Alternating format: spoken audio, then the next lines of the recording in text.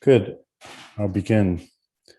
I will talk about how the buildings that I design, have relationships to the world around them, and I would say emotional relationships to the people that use them. And the first project is the art museum, the Fuglsang Art Museum in Denmark, which is about 2.5 hours south of Copenhagen. It's in eastern Denmark, in the countryside. And to come to it, you can only... Tony? Yes, Tony? yes? We can't see the slides or the pictures. Okay, hold on a second. Let me just start again.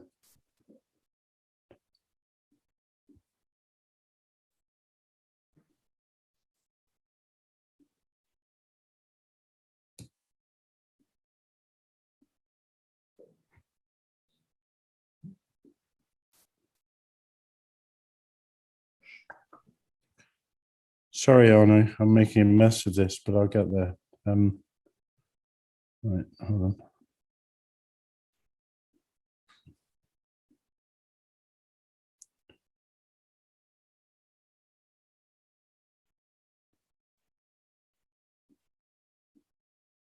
Can you see that?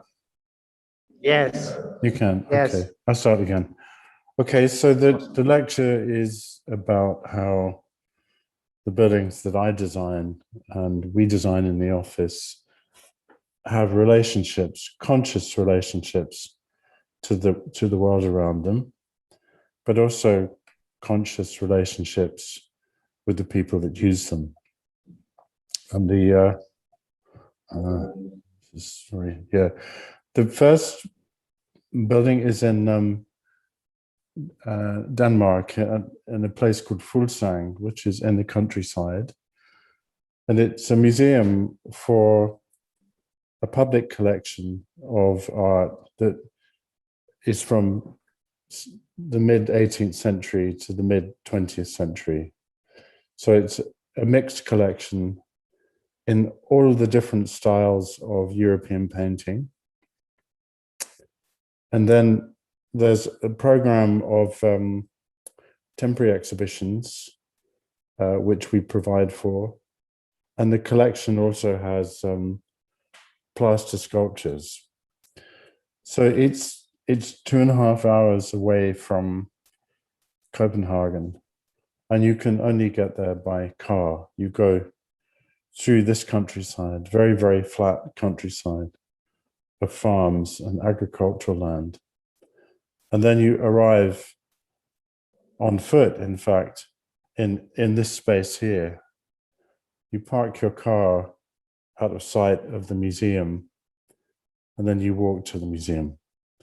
And opposite the museum is this manor house and a very beautiful agricultural barn with a low white wall and a huge roof. And these two buildings had an influence on the design that I made for the gallery. Inside the manor house, the interiors have been made over a long period of time. So they're all different. They're all slightly different. The floors are all different. The ceilings are all different. And I found that very stimulating, that there was a classical design philosophy, so to speak, but which could allow almost casual differences. And that became part of the way that we designed the interior of the museum. Now, this is a photograph of the location before we made the building. And the competition, it was a competition, the rules of the competition suggested that we would build a building here to close the courtyard. And we looked at the view, which is beautiful, which is very, very flat across fields to the sea. And we didn't want to enclose that view. So we put the building here, and you'll see on this model that that's the manor house, and that's where we put the building. And as I said, the competition suggested the building would go here, but we put it here. So it's in the fields amongst these other buildings. And when you come from this point, parking your car in that field, when you come from this point, the first thing you see is the landscape with our building at the side. And you see a flat facade, which is the same length as the manor house facade. And it has these three zenithals, these three roof lights, as we say in English, that light the galleries. And they're turned, they're at an angle. So as you walk closer, the entrance takes you away from that view. And I'll show you, when you come inside, there's a cafe here. And then at the back on the side of the cafe, there's a view through this room which is for public art lectures. They teach people to paint. They teach schools, so it's very charming. And at the back of there's a view. There's an apple orchard. So when you arrive, you travel to the landscape. Then you see the landscape framed by the building, and it goes away. Then you come inside, and you see another part of the ground. And then when you go into the museum, in the distance, you see the view of the landscape framed again. And the galleries are arranged around this central gallery. And here is a room for temporary exhibitions. And on the other side, much smaller rooms for classical painting. And this is the room for temporary exhibitions. And it has a ceiling which the light comes through this ceiling. It's a metal grid. And you can change the light from light to dark. You can see here that this is dark. So you can have one end of the gallery can be for painting and the other can be for video and film, or it can be for this kind of installation. And further along on this side, there's another type of daylighting, which is just roof lights showing you the sky. And so you get a sort of connected series of rooms with different lighting. And as we go through, I'll point out that the floor changes. Here it's in lines. In other places, it's in a chevron pattern like this. So on the other side of that main central gallery are these rooms. And they have this element in the ceiling is the zenithals that we saw on the outside of the building. And these rooms were for their collection of small paintings, which in Denmark are called the paintings of the Golden Age. And we made a gold ceiling and a decorated ceiling that could absorb the lighting track. And these rooms are connected en filade, as they say in French. And the purpose here, and this was the client's desire, the purpose is that visitors can have several different ways of going through the gallery. So, for example, if you're a single person who's come to look at a painting, a specific painting, and you don't want to meet a group of visitors who are being taken around the gallery and spoken to, you can escape. There are several different ways through this gallery. And it means that people who come to this place, and they come from quite far away, have a sense of a circuit in the museum. So instead of in some museums where you go to the end and you come back, here you go all the way around and you discover things. and each time you come, you can go in a different direction. This zenithal roof light puts light on the floor, but it doesn't put light on the walls, because these paintings, they need 50 lux of lighting, which you can do best with electric lighting. But the light on the floor, which changes according to daylight, makes the space seem as though it's lit by daylight. So you get, in the periphery of your eye, you get the changing light on the floor, which counteracts the constant light on the paintings.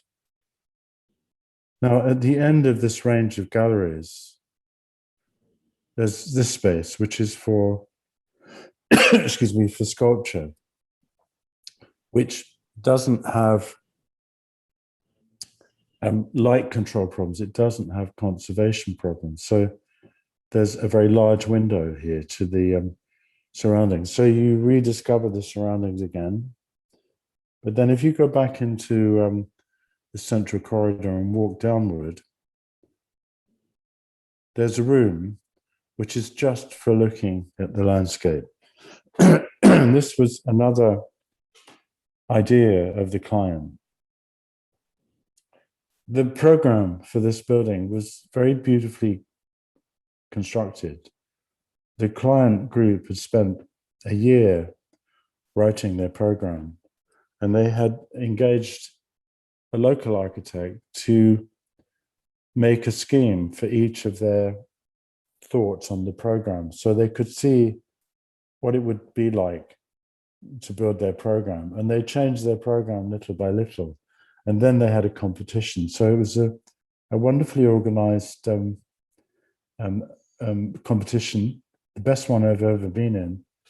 And the director of the museum, Anne Høyer Petersen, is a woman. And I found that all of the best clients in museums are women directors who have a completely different attitude to men. You know, they have an attitude of serving the community, of being empirical. So I just say this, that I've worked at least 4 times with great women directors of art museums. If we look from the outside now, that's the room I just showed you. And this is the window to the sculpture gallery. And what we can see is, that this building has a relationship to the White Barn. And we might think that abstraction like this was created in the early 20th century in the modern movement, but it wasn't. Abstraction has been part of vernacular architecture, where somebody makes a barn, somebody copies it and changes it and refines it, and it happens again and again and again, and you get abstraction, reduction. And the building is happy in the fields. It's not a building which, although it's urbane, you might say, it can exist in the landscape.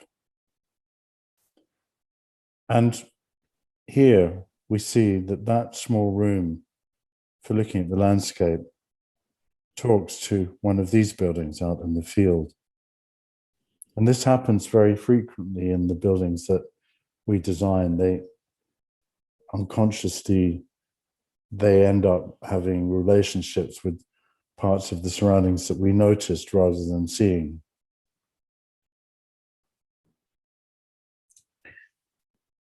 In Deinzen, Belgium, we made a town hall, a rather interesting project, which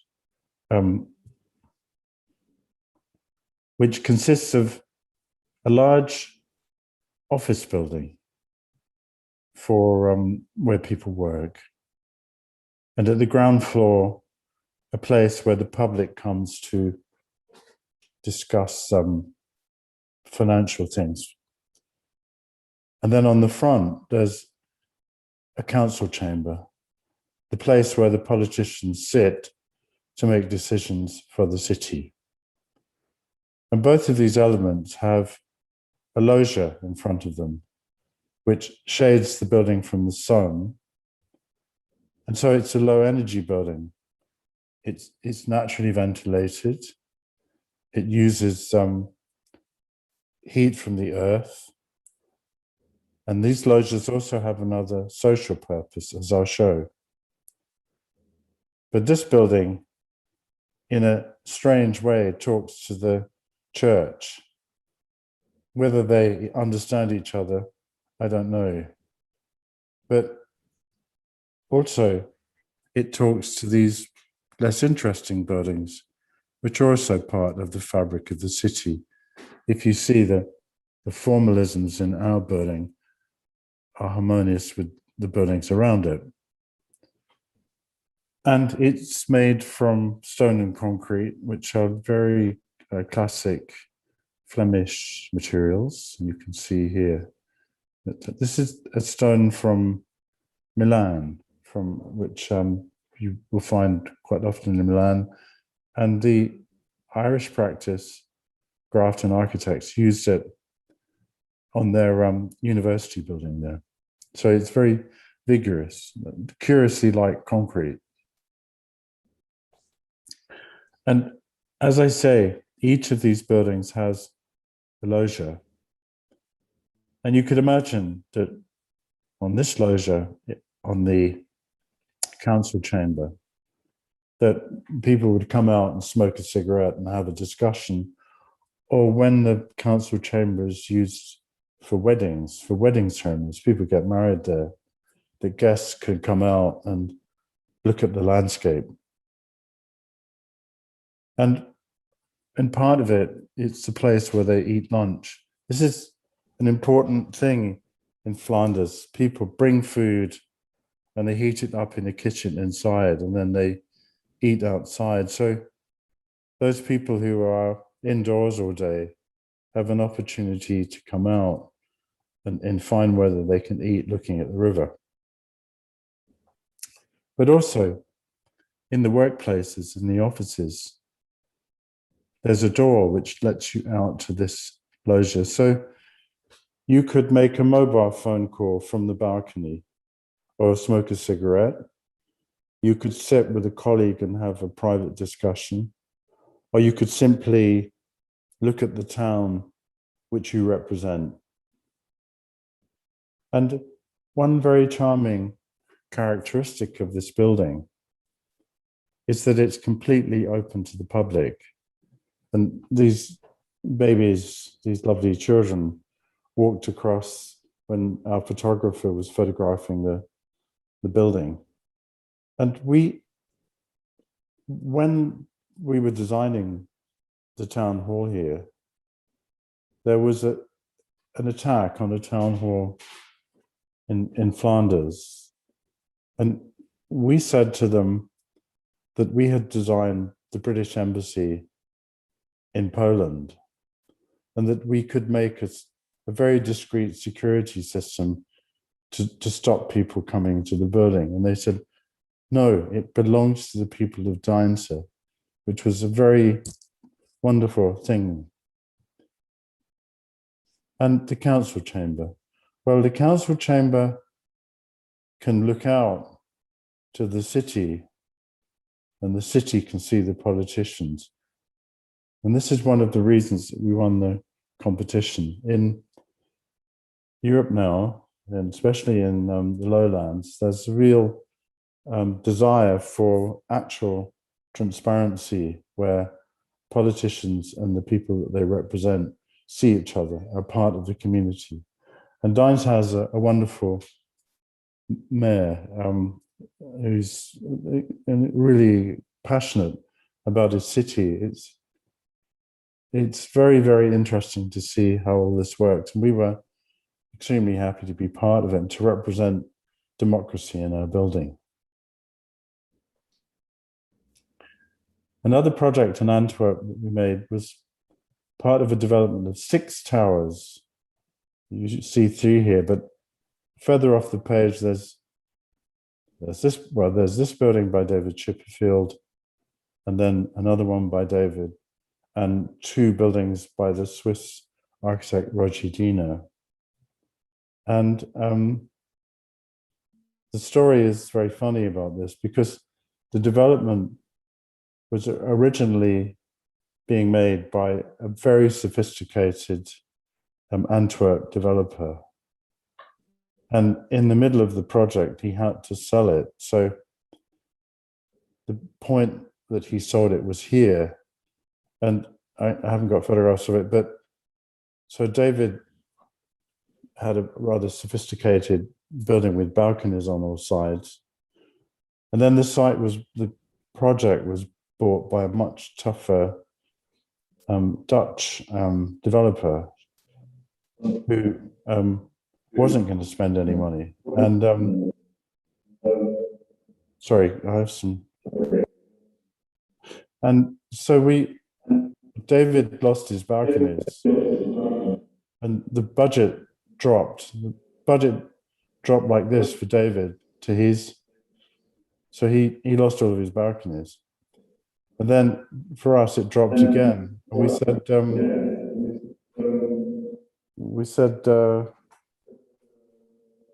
well, we went to visit the developer, the new developer, and they said, sorry, I background noise. I'm going to turn my, right, here we go. They said, what would you like to build your buildings from? And we said, white concrete, like David Chipperfield. And they said, well, you can't. It's too expensive. So we said, what should we build the buildings from? And they said, brick. That's what we do in Flanders. And so we had to make some elegant buildings using brick. And this is what we did. We made one tower. Well, essentially we made 2 towers, 2 brick towers with slightly different forms. And we made one have a vertical emphasis and another have a horizontal emphasis. And we left the corners out so that the profile of the building was strong. You can see it here. And we lit the balconies, not from the ceiling, but actually from underneath the balcony, so that when you look up, you see a lit surface. So the composition of the facade changes according to who's home and who's got light on. So it fluctuates. It fluctuates according to life. And then on the top, we made a light. This is at the furthest point of the quay, and we lit the top. And it's brickwork like this. It stops here in case people climb up it. And there was beautiful landscaping by a French landscape designer whose name, I'm sorry to say, I can't remember, but so it has tremendous harmony. And there's 2 different types of brick. And the horizontal brick is a different color, slightly different color. And the question in my mind was, how could 2 towers in what is quite a remote place, without the physical context of a built city, how could it respond to its context? And unconsciously, it does. I think in color, it does, and in form, there are relationships, at least I see. And then here, it has a rather more awkward relationship with David's tower. And in relation to the boats, it has the kind of height and the length of a boat. And then the balconies. So what can a balcony give you to make you feel part of a neighborhood? Well, the balcony, first of all, lets you feel that you're part of the building. So when you stand on the balcony, you can touch this stuff. You can put your hand around and feel the building you're in. But it also lets you see all of this.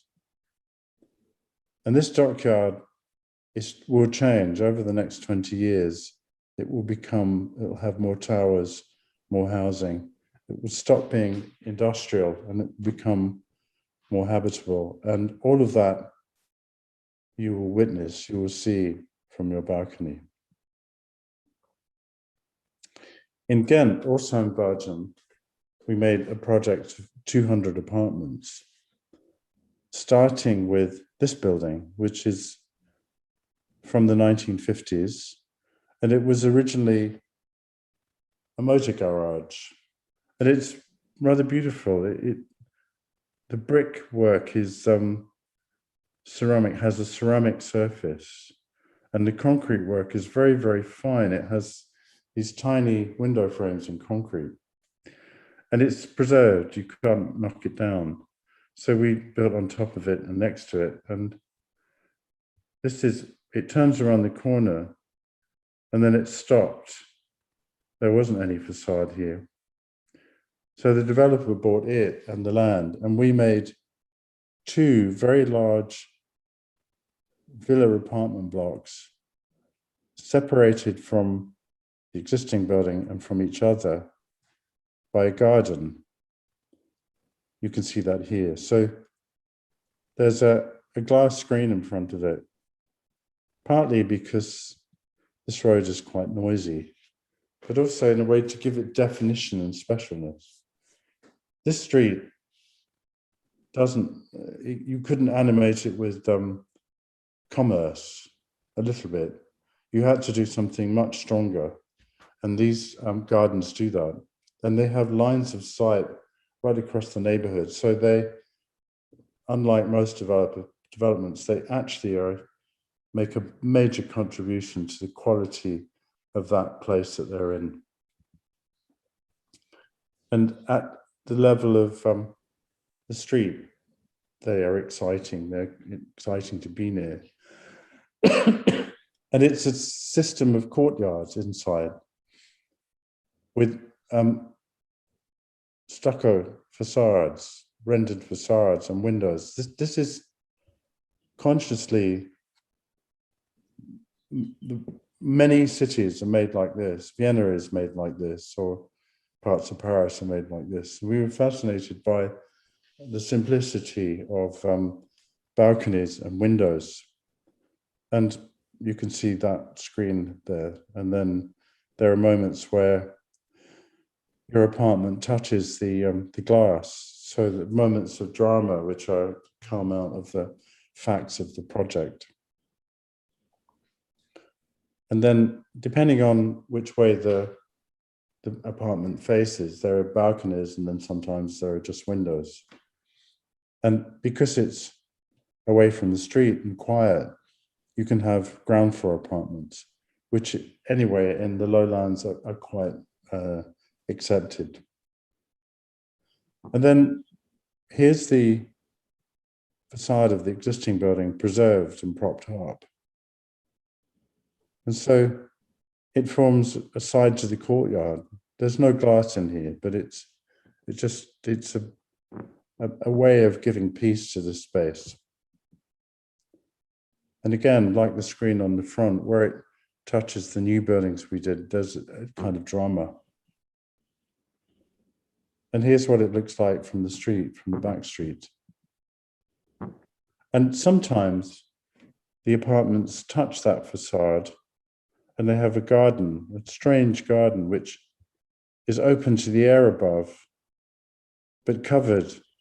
So when it rains, you can sit outside in the rain and the window opens up behind the original concrete window frame.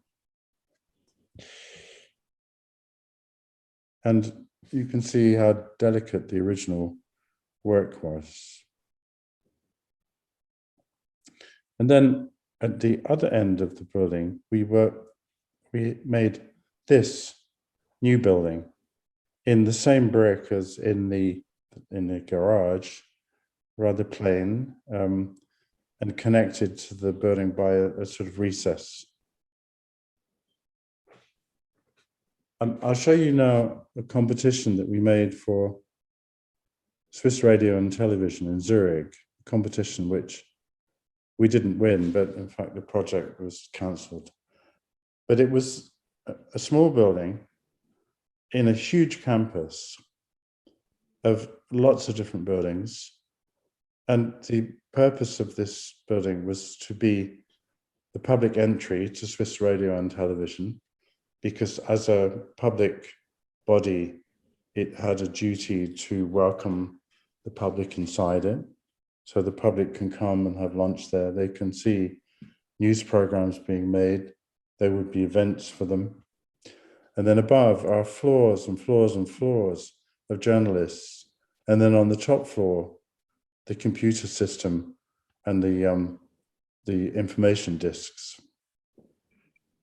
And that building would be connected at first floor level by a bridge, which would go back through all of the buildings, so that if you wanted to come for lunch, when you came for lunch, you would go through this route undercover. And there was, in this first floor, was an enormous canteen. So here's a view from above, looking at the place where the public enter. And there's a news theatre, a ramped news theatre, where you can watch the news. And above there is the place where the news is broadcast. So when you walk in, you can see the newsreader, then you see what it's like on TV. And then here is the cafe or the restaurant for the whole of the group of buildings. But the surprise is that at the back of the building, it's not a big square at all. It has this big cart and a garden at ground floor level, a garden at first floor level. And I'll show you what it looks like inside. So these spaces for journalists all are grouped around this garden in the middle. So they can see each other, they can see their friends. Now, in journalism or TV journalism, groups of people are constantly being reformed, furniture is being moved. So we made a system, or there is a system that we used where you light upward from the ceiling and down on the desk, which means you have very minimal amounts of light in the ceiling. And one of my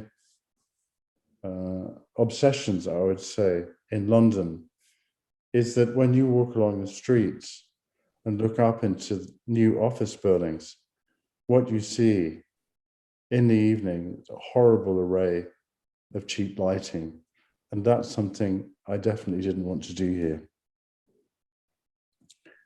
So here's the plan. These are 1, 2, 3 areas of work with private offices on the edges. And the most important part is this element here, which on every floor was an only lightly heated space, a sort of greenhouse with a glass block floor. And that was a bistro, a place where you took coffee or met casually, or you could sit working, looking out with your laptop. And it meant that everybody here would meet there. So it was a sort of socializing facility. And then on the floor below, the first floor, this is the bridge that I mentioned that comes from different directions from the rest of the campus.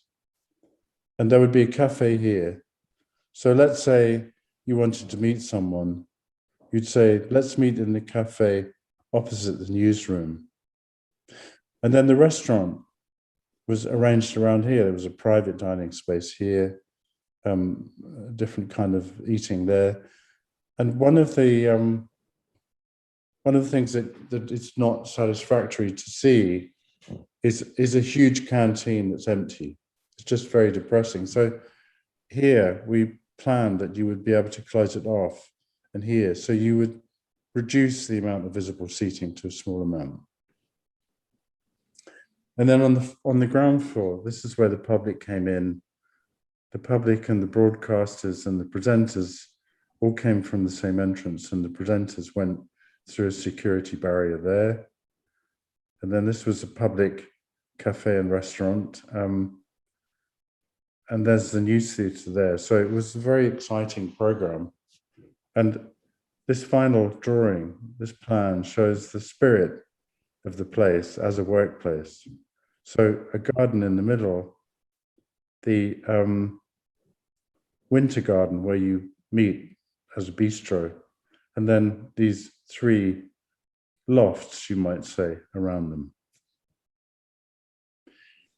In Switzerland, at this moment, we're constructing an apartment building in Neuhausen am Rheinfall, which is some way away from Zurich, and it's, as the name will tell you, its fame is based upon this extraordinary waterfall. So it's on the one hand, it's a modest, small community. On the other hand, it's a tourist destination. And the developer that we're working with bought this site, which overlooks the waterfall. This doesn't exist anymore, it's all been torn down. And it's a very, very typical of Swiss cities where you get apartments to live in, small shops, and then a factory. And in fact, this area would be called Industrieplatz. And so when we won this competition, we said that we would make an apartment building here, which had different facets to it, which spoke this kind of language. And there would be a high point here and then a lower point there, so that, I'll just go back, so that this building here would still have a view to Industrieplatz and would get south light on its balconies. So it looks like this, and it's being built now. And so there's a group of apartments that look over the waterfall. And then this group of apartments look over the Platz. And then this is a tiny 2-story building of houses with their own balconies, with their own identity, facing the street. Originally, the idea was that these would be at the same scale as the buildings that existed there. And then about a month after we designed it, we discovered that a 20-story building was about to be built here. So our idea of contextuality was blown up. But this is the balcony that would look over Industrieplatz, and you can see that the factories are very dignified, they're very good buildings. And then looking over the waterfall, which is below here to the mountains, these apartments would be really beautiful.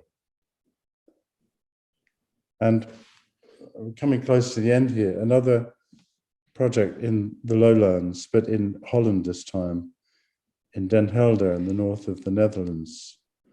A project we worked on with another architect, a Dutch architect who built these, and then we built in between them. And they were modest middle-class housing. And this is our attempt to do the best thing that Dutch architecture does: good brick, a little bit of stone, a good shape on the roof, large windows. So there's a variety of different finishes, sometimes painted, sometimes brick.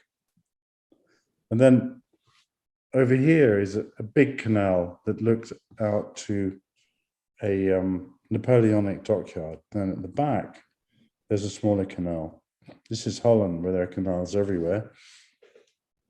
So we'll look now at the other side. So at the back, there's much smaller houses, which are for small families, older people, retirement, single people who want to work from home. And then between those 2 rows of houses, it captures the view of the existing city. So it's reminiscent of the buildings in Den Helder, but it's from these times. And a strange project, we were commissioned and completed this building for a restaurant in front of the Tower of London to replace a building that existed. And what do you do with a building in front of a building like this?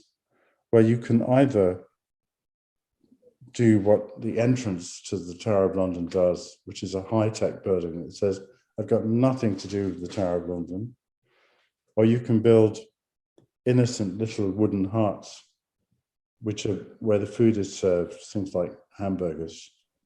But I wanted to make a building which related to this. So this is natural stone, and our building is wood, but very lightly painted with white stain. And then this figure is one of these upside down. So it sort of rhymes with the Tower of London. It has three parts. It has, well, it has four parts, in fact. I'll just go back. It has a part that's actually under Tower Bridge, and then this low part, a tall part, and that's all one space. And then here it has an outdoor garden with a framework where when it's raining, you can make blinds come down so you can eat outside in the rain. And it's, there's in English it's called a moat. Around the Tower of London, there's a moat. So this sits right on the edge of the moat. And it's not just a tourist restaurant, it's a restaurant for business people. And it lets you sit and look at Tower Bridge. There isn't anywhere else in the vicinity where you can sit and appreciate the weird ugliness of Victorian British architecture. I mean, the Tower of London is a pretty horrific building, and you get a full view of it here. But this metalwork here talks to the metalwork on the Tower Bridge. This is unconscious, but it happens. And this metalwork, well, it gives you lighting in the evening. And as I say, you can pull blinds down in the rain or in the sun. But it rhymes. This rhymes with that. And the final project is house. Is it a house? It's a long interior that we made for Anish Kapoor, the British sculptor.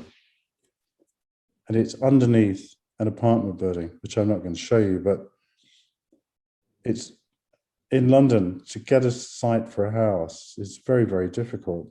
And so Anish bought a long backland to this apartment building, which originally had been a workshop. And so the stairs to the apartment building are here, and the entrance to Anish's house is here, and that's the garage. So you come in, and there's a long corridor. And one of the issues here, one of the conditions was that we had no windows in the sidewalls. So there were often long periods where there was no light, there was only light coming from one end. So here we put an electric lighting recess, which lit the space. And we also used reflective materials, stone, lacquer, stainless steel. So the little bit of light that you have is reflected and sustained. And then it's rather difficult to see, but here there's a courtyard in a star shape, and we're looking back, and that it's made even more complicated by the fact that there's a sculpture by Dan Graham in it, which looks like the courtyard. And then proceeding further, you go into the living room, and here's a stair that takes you up to the bedrooms, but we'll come back to that. So you go into the living room, and then that's the stair. There's a stone self-supporting stair. And that's the other side. That's an Anish Kapoor sculpture. And then in the roof here, there's a courtyard above here, an open courtyard with a glass floor that brings light in here. So at every opportunity, we got light from wherever we could. And then proceeding along, there's a garden, and by the side of it is a corridor with books in it. And that corridor, you go up some steps, and it brings you to the bedroom. And underneath the bedroom are windows to a bathroom that I'll show you in a minute. But you come into the bedroom, and the bedroom's high. It's like a pavilion overlooking a garden. And this is the parents' bedroom. And the children's bedrooms are in the house on the first floor. So it's a delight, really. The garden is very, very wild now. And then in the corner of the bedroom is a stair that takes you down to the bathroom, and it has a roof light above it. And then you go down, and this is the window I showed you looking onto the garden. And you're under the garden in the bathroom. That's the kind of gymnastics you have to exercise when you make a house in London. But if we go back and we go to this staircase and go upstairs, then you land and you can begin to see that this floor is made of glass, and it extends out to this courtyard on the roof. And then it's modest. It does have one facade, which is at the rear in a tiny cul-de-sac, and this is the building. So it's a sort of magic place where you only would ever see it if you get invited in. But a lot of cities are like that. They're made by places you can see, places you can only understand by looking into them, and then places you might never visit or visit once in a lifetime. So thank you, that's my lecture. And if you have any questions, I'm happy to answer them.